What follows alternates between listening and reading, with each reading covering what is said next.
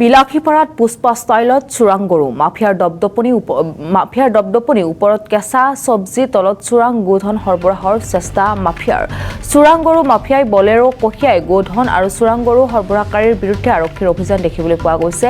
হাকামাৰ ৰাষ্ট্ৰীয় ঘাইপথত অভিযান আৰক্ষীৰ 11টাকৈ চোৰাং গৰুসহ এজন সৰবৰাহকাৰীক আটক কৰিছে। এতিয়া আৰক্ষীয়ে ধৃত সৰবৰাহকাৰীজন কাবাইতাৰীৰ সাইফুল ইছলাম বুলি জানিব পৰা গৈছে। 11টাকৈ চোৰাং গৰু সৰবৰাহৰ সময়ত এটা গৰু নিধন হোৱাৰ খবৰো এই মুহূৰ্তত জানিব পৰা গৈছে।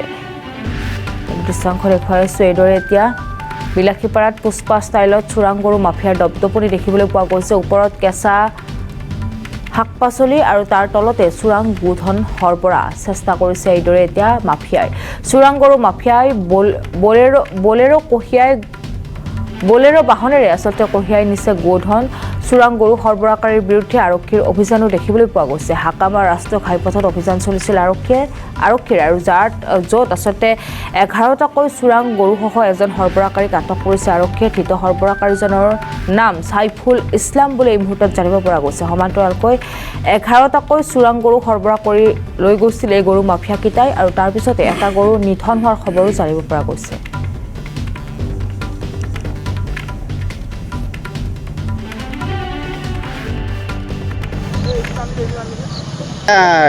হাকমা ৰাষ্ট্ৰীয় ঘাইপথত আমি এটা দেখিলো আহোঁতে গেলে মানে গৰু গাড়ীখনত মানে 11টা গৰু আছিলে।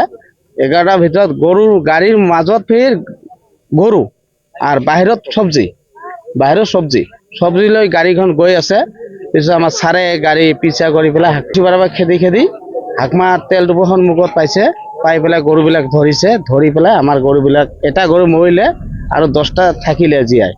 এতিয়া আমি ছাৰে কি পুলিচে প্ৰশাসন কি কৰে বিলাসীপাৰা হাকমা হয়, এইটো হাকমা চেণ্টাৰত আছে হাকমা হয়। মই ইমান ক'ব খুজিছো যে সিহঁতক কঠোৰ শাস্তি দিয়ক আইনৰ মাধ্যমত। 11টা তাৰ ভিতৰত এটা মাৰা গ'ল, গাড়ীতে মৰা গৈছে এইটো আৰু 10টা মান আছে।